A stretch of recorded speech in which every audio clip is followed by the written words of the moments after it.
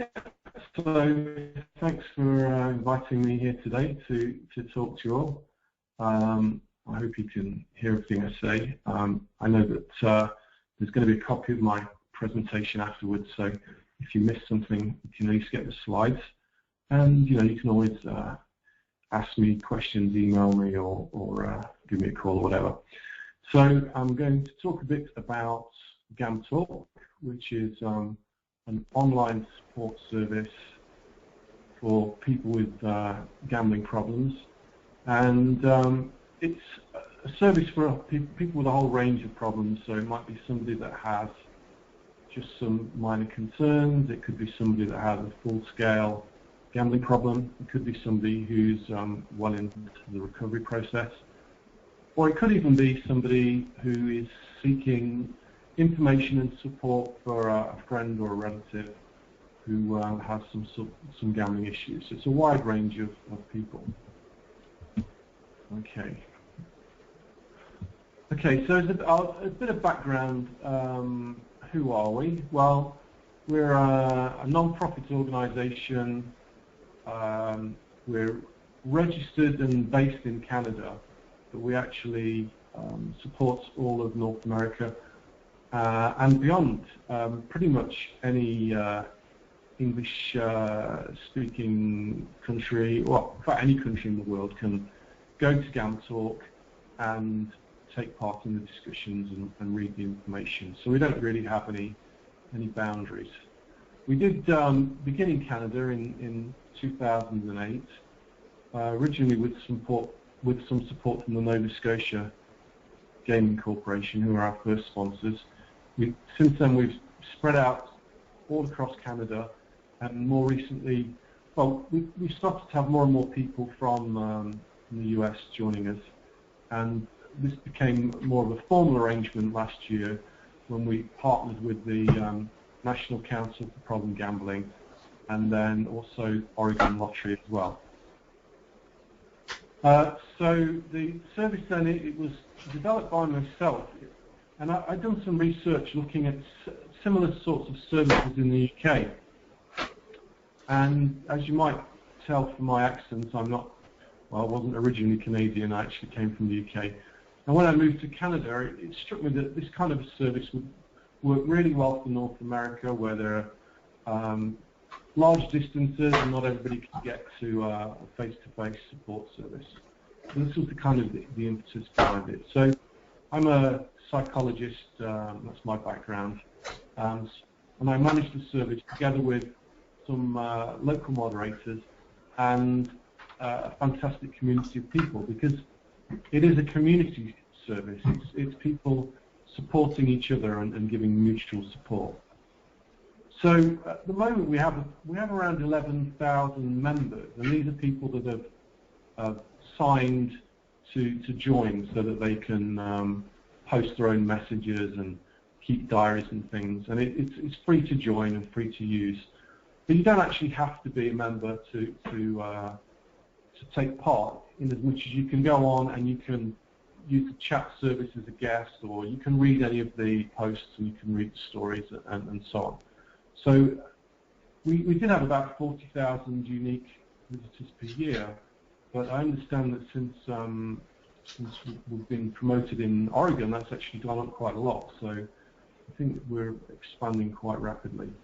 Yeah, and we've been operating since 2008. Okay. I'm just going to advance to my next slide.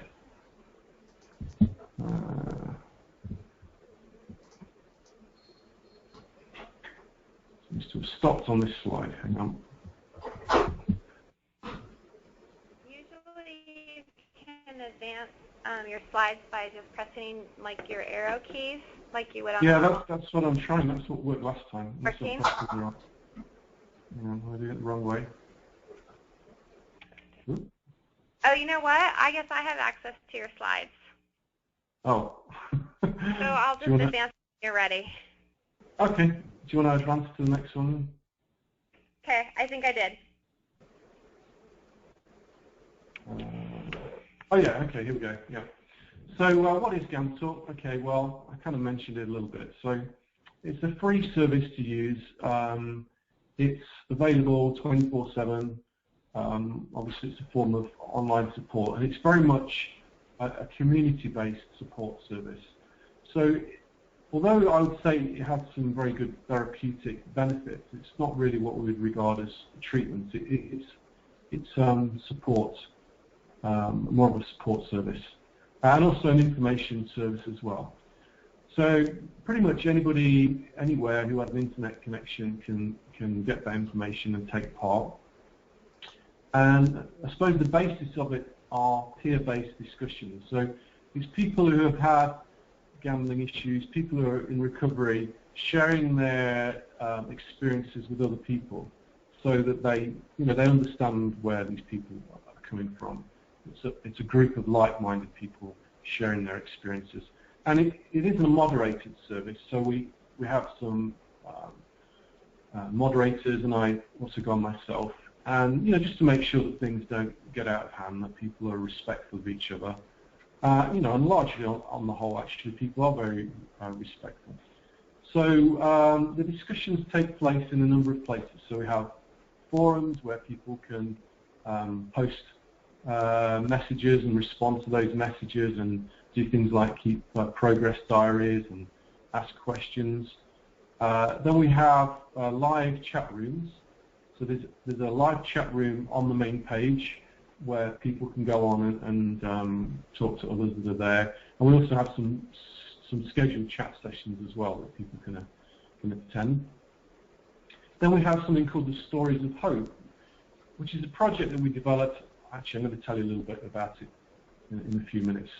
To share stories of recovery, to provide people with hope.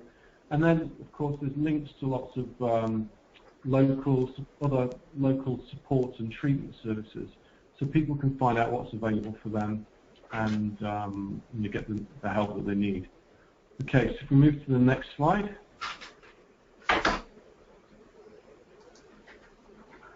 Okay, so this is just a kind of screenshot of the main page. So you can see on the left there's some of the scheduled chat events there, and some of the sort of recent content being displayed. So sort of the recent posts are showed on the main page. And then across the top you've got the different sections. So there's the forums and the stories of hope, a link to helplines and various chat events. So it's very much sort of a text-based service, although people do post pictures and videos as well. But it's a way to bring all that sort of conversation together in one place. Okay, next. Okay, and this is just an example of one of the. Oops. Just go back a second. There we go. This is just an example of one of the progress diaries. One of the things that we run in the forum is a progress diary, so that people can have a catalogue of how far they've come. So it acts as a kind of reminder of where they were and where they've got to now, and it's a good way for them to share their sort of day-to-day thoughts, particularly if they're sort of having urges, or if they found some strategy that works really well for themselves. They can post it on there, and then other members can respond and give them support and share their own ideas. So that's sort of one element of the forum. Okay, next please.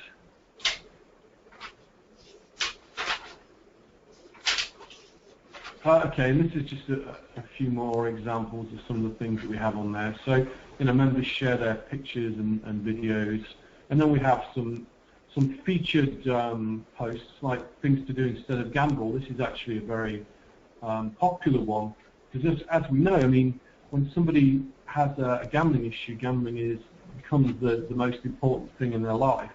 It becomes their entire social life often.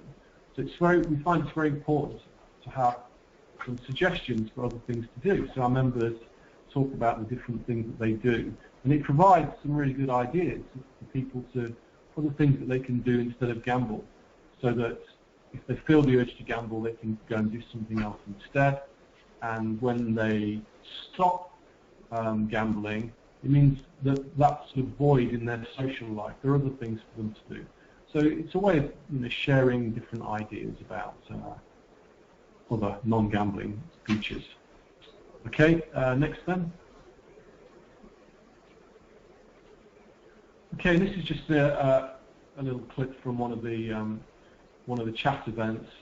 So we have one of our moderators there, and a couple of the other members talking in real time, which is very good. Of course, if somebody does have a real urge to gamble, then go on and talk to somebody in the present rather than waiting for a response. I mean, not everybody likes to use the chat events. I mean, as we know, problem gambling can be very stigmatizing, and even though the entire service is anonymous, it often takes people quite a while before they get enough courage to take part in a discussion. I mean, recently, one woman that I talked to, she said it took her a year before she had enough courage to post on the forums. But other people dive straight in. And one thing we found actually from some of our feedback is that because of the anonymity, people are more likely to start talking earlier than they will or more likely to start talking on GamTalk compared to, say, picking up the phone and talking to a helpline. So the anonymity makes it very easy for people to start talking straight away. Okay, next please.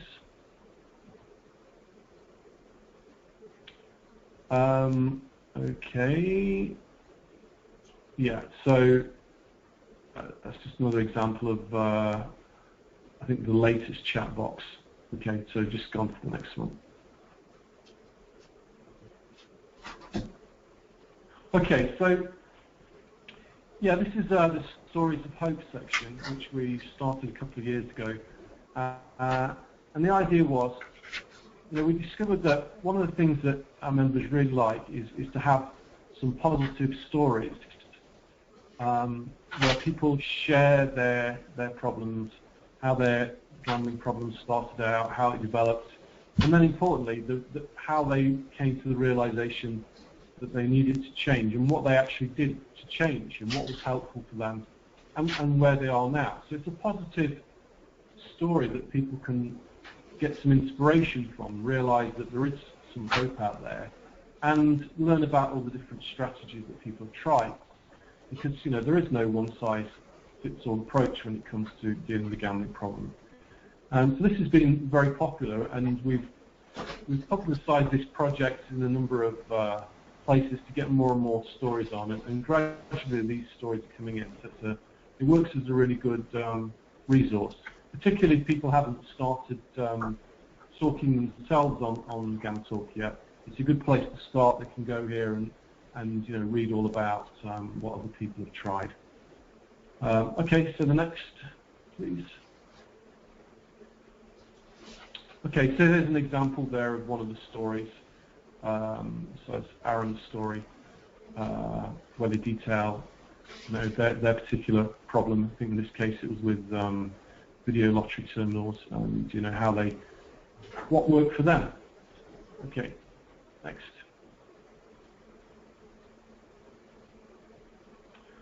Okay, so how does GamTalk work, and does it work? Well, we did some surveys to get some feedback from our members about what kind of benefits that they get from using GamTalk. One of the big ones then is people feel that they're actually part of a helpful community. That sharing and talking with others has a lot of value for them. So most people agreed with that.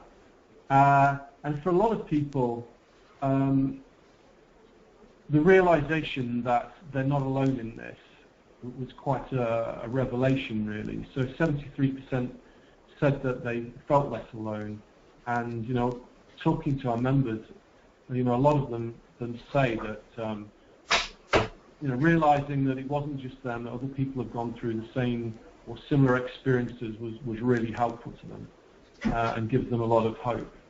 So that's definitely a positive benefit. We also found that about 68%, so more than 2/3, said that this was the first time that they actually started talking about their gambling issues through GamTalk. So it does seem to be a good way of getting that sort of dialogue going. And of course, because it's online, it's open 24/7. It's available, doesn't matter where you are, as long as you have some kind of internet access. Now, of course, people are in different time zones, so sometimes I might be in bed, but there are people in other time zones that are available. So that's one of the benefits, I think, actually, of having a large service. Is there's more and more people to talk to, doesn't matter what sort of time zone you're in. Okay, so the next. Okay, so well, one of the big things that we do actually, as I said at the start, we're not actually a treatment provider, but one of the things we do is direct people to other services, to other resources. And a lot of the time when people come to us, they don't really have much of an idea of what is available for them. Or if they do, they might be a little reluctant to contact those services because they don't quite know what to expect. So a big part of what happens on GamTalk is people discussing, the different sort of services that they've tried out, or asking us what's available for them locally. So we have lists of local services, and this is something we're actually developing further at the moment to incorporate a Google map that shows all the different support services. And when people ask us, what's available for them, we do our best to then contact whatever resources are available locally and pass that information on if it's not already listed up there. And but also to try and persuade people that it's worth doing. I mean, a lot of our members now will take part in counselling. A lot of them are members of GA, and initially quite a few of them are a little worried about what it's going to be like. Recently, one of our members, a woman, wanted to go to GA, but she was a bit concerned that it was all going to be men, and that she thought that gambling problems were predominantly a male issue. And then a lot of our female members responded and said, look, no, hey, it's great, we've been, and it was really supportive, and I'm so glad I went. And then a week later, she went along as well. So it's a good way for people to kind of test the water a little bit, and helps them to build the courage to go along and try out those support services. So actually, we work alongside other support services and try and get people to the right kind of local support that's available for them. Another interesting aspect that we found is that GamTalk tends to be more popular with women than men. So it's almost, last time we checked, it was about 2/3 women to men. Now we're not entirely sure why. We have some theories talking to our members. One, I think, is that, as I said a minute ago, I think gambling problems can be more stigmatizing for women. It's traditionally been seen as a more male phenomenon. Sometimes women have childcare issues, which means that they can't get out to local support groups, or they might feel a bit more intimidated by them. We've even had suggestions that maybe women are more likely to use social media and feel more comfortable talking and sharing in that way. So I'm not sure, it's probably a combination of all of those things, but it does appear to have particular value for women as well as men. Another benefit we found then is that when people are feeling tempted to gamble, when they have these urges, that we encourage them to come to GamTalk and start talking about that. Maybe post in their progress diary, maybe going to the chat room and start talking about it. And that seems to really help, because the process is sort of like getting that out in the open and getting some feedback from other people can be really helpful. And so that's another benefit that we found for the service. Okay, so the next slide.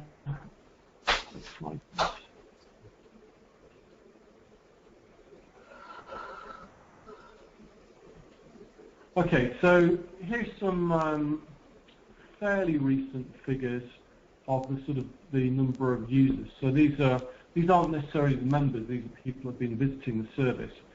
So I mean, you can see that about half of our visitors come from Canada, but about a fifth now come from the United States. And I think actually, looking at the latest figures, since Oregon has been promoting the service, this has jumped right up. You know, we're getting thousands more, so probably should update that, but I've only just got the data through. And also because now we're working with the National Council on Problem Gambling, the number of US visitors has shot right up. And I fully expect that by the end of this year, there'll probably be more visitors from the US than from Canada. But it gives a kind of a snapshot of some of the places. And then we have people visit the United Kingdom and Australia. So mostly English-speaking places, some French. We offer some French support as well. Okay, so the next one. Okay, so I think I'm pretty much coming to the end of it now. So, you know, why GamTalk? Okay, well, I think online support is definitely part of the solution. I don't think it's by any means the total solution, and but I think it can be very helpful. You know, I think more and more when people have questions and issues, the first thing they'll do is Google it. You know, try to find out as much as they can before talking to somebody. So, although we find that people are more likely to start talking first on a service like GamTalk, then we're really just the starting point, and then we direct people to helplines, we direct people to counselling, we direct people to GA and whatever else is available.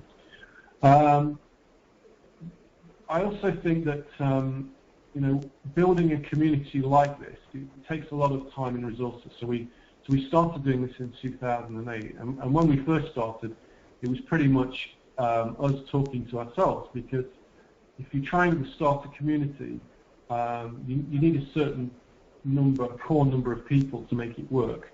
You know, a community has to be a bunch of people all taking part.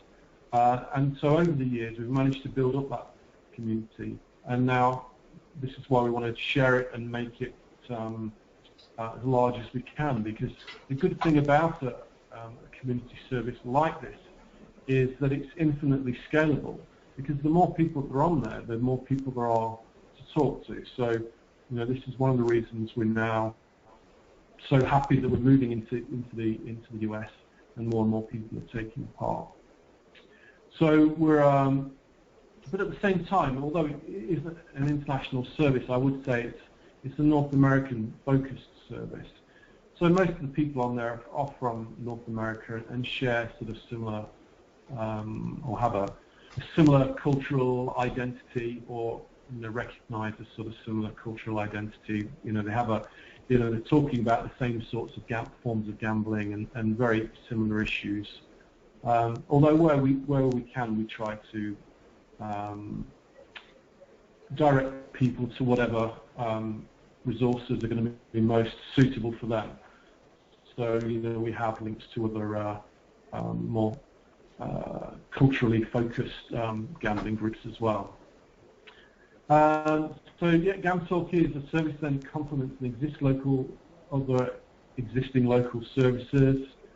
And finally then, it's a flexible service, so we're developing all the time. We want to work with your community. From looking at the figures so far in Oregon, it looks like there's a lot of people coming to our service, so I think that's great, and we're going to be sending those people out to your services as well. And then finally, we're at the moment we're developing the site further. We're having a complete redesign of the site to try and make it even simpler to use, and also bring in some more innovative elements to the service. So if you have any suggestions of how it could work better for Oregon, we'd love to hear them now, because we can try and build that into the service.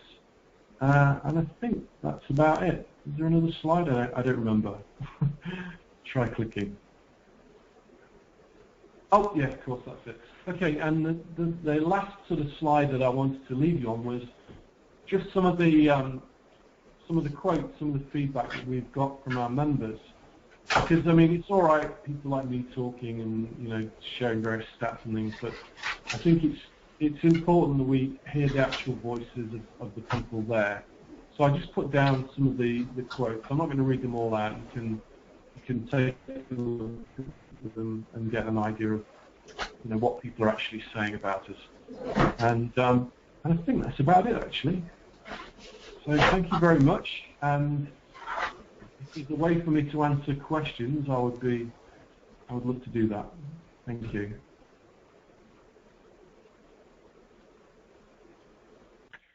Okay, so what I'm going to attempt to do is I'm going to attempt to release people from being muted and see if that works. And then, okay. And then we can see if we can open it up for questions. So, okay. Mute all. I don't know how to unmute people. What's this?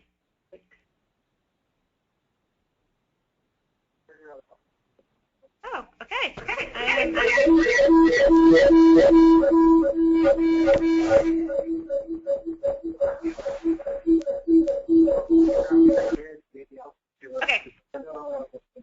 Sorry.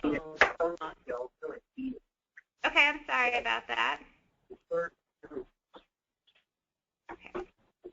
So what I'm going to attempt to do without getting the feedback is I'm going to unmute on the phones. So remember, I've unmuted you now. If you are on the phone, you can ask Dr. Woods any questions that you have. If you're on a computer line, if you want to type in your questions, I will read them and have him address them. Okay. I'm unmuting you. Okay. So if you're not going to ask Dr. Woods a question and you're unmuted, if you could please mute your phone yourself, that would be excellent. So does anybody who has the ability to now speak on the telephone have any questions for Dr. Woods?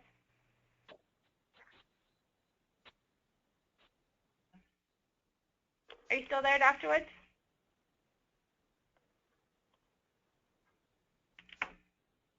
Is anyone there? I'm here. Can you hear me, Greta?